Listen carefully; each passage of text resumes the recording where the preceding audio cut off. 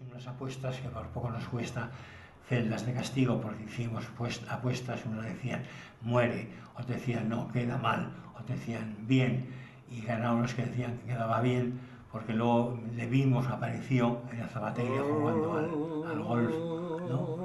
O sea que, y luego ya la muerte ya que yo no paraba, ya decíamos, ya este está, que muere. Españoles, Franco ha muerto.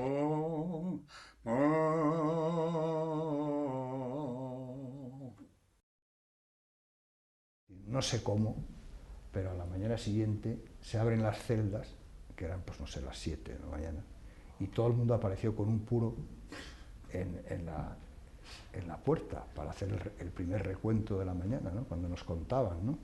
Yo no sé cómo fue, pero todo el mundo apareció con un puro, fumándose un puro. También pienso que es que yo no acepté que con Franco moría el franquismo, ¿eh? Yo no acabé de verlo cara aquello. Porque aquí, Julio, ha habido una cosa que me gustaría mucho que señalaras, y es que se ha lanzado la idea al país de que cuando Franco murió se acabó la dictadura, y no es verdad. Con Franco no acabó la dictadura.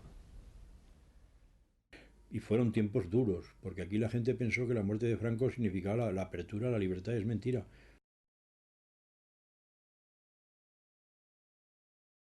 Los actos organizados tras la muerte de Franco parecen evidenciar un deseo de que la dictadura se perpetuase. La dictadura, el franquismo, no moría con el dictador. Al contrario, había preparado la sucesión. De hecho, la sucesión en la jefatura del Estado se produce por las propias previsiones del artefacto jurídico que había inventado o ideado el propio Estado franquista. Yo recuerdo que cuando mis niños eran pequeños y veíamos la televisión, a la 1 de la noche los llamaba cuando estaban durmiendo, los ponía delante de la televisión para que vieran aquellas 3 imágenes de Onésimo Redondo, de José Antonio y de Franco que se quedaban clavados en la televisión cuando acababa el programa de la única televisión que había, porque les decía, cuando seáis mayores no creeréis que esto sea verdad, y quiero que lo guardéis en la memoria para saber lo que es un régimen dictatorial, un régimen absolutamente fascista. Para mí estaba claro que la transición era simplemente el abrir una puerta que estaba cerrada, abrir una puerta por la que pasar a etapas distintas. Y yo pensaba que en aquel momento era mucho más optimista, pensaba que las fuerzas de izquierda iban a pesar más en este país de lo que han pesado. Eso llevó a que nunca se planteara el problema de hacer justicia a los vencidos. Y bueno, durante un tiempo hemos tenido incluso que renunciar pues a denunciar cosas del franquismo como tarea principal, porque si hacíamos eso, volvíamos a unir a reformistas y a ultras y volvíamos a crear el bloque franquista, gracias a cuya ruptura hemos podido abrir esa puerta. Yo creo que eso ha influido en muchas cosas. Ha influido muchas cosas, y entre las que han influido es que ahora reaparece una derecha que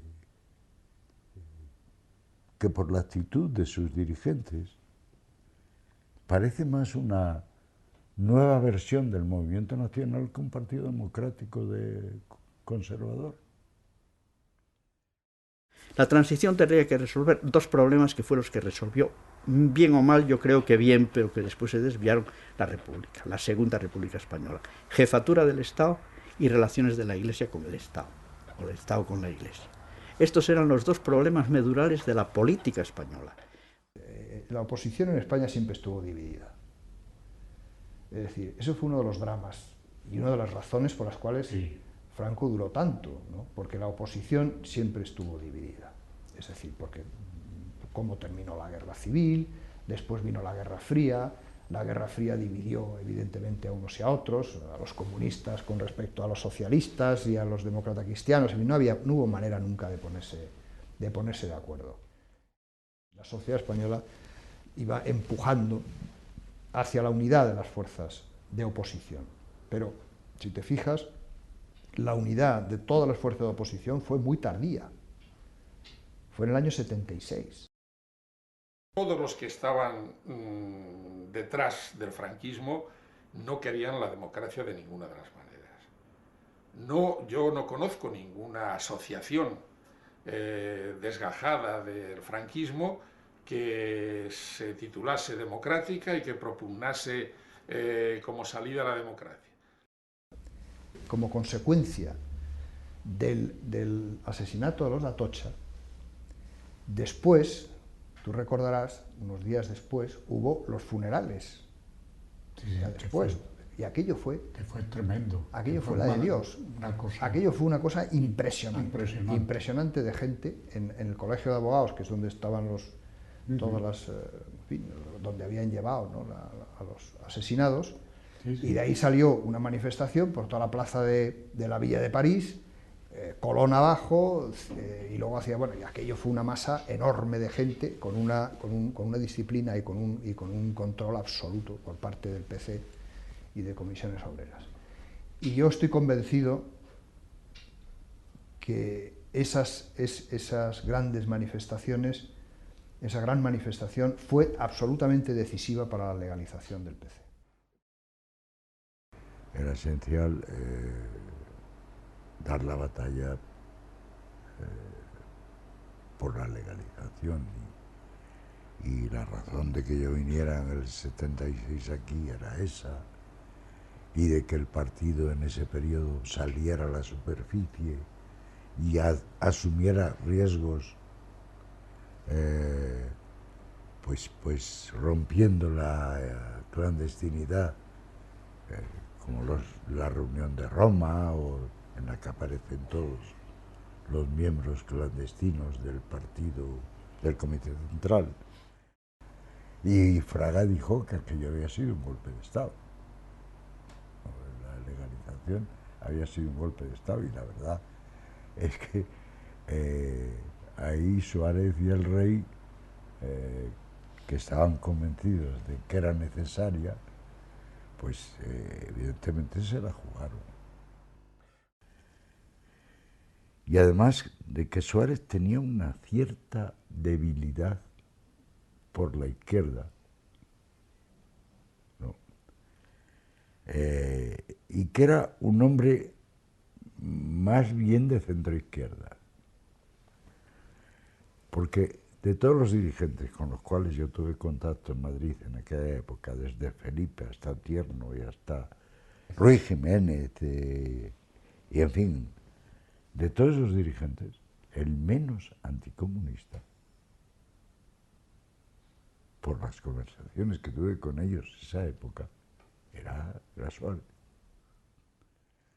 Yo creo que hay un dato que no se debe olvidar, y que no debería olvidar nadie, y sobre todo las nuevas generaciones que van produciéndose en España, y es que antes de la Constitución Democrática de 1978, el antecedente inmediato, más claro, más directo y más expresivo fue la Constitución de 1931. Es decir, la Constitución republicana es de alguna manera heredera de la Constitución de Weimar, de los aspectos más avanzados y progresistas de la Constitución de Weimar. Yo creo que fue un modelo de Estado de Derecho, y de Estado de Derecho liberal, y en aquel momento histórico de lo que ahora llamamos Estado social de derecho, es decir, de un Estado que no solamente tenía unos ideales democráticos y quiso y realizó un avance significativo en el reconocimiento de derechos civiles y políticos a los ciudadanos españoles, sino que además se preocupó y mucho de resolver endémicos problemas de la sociedad española todavía irresueltos. Oh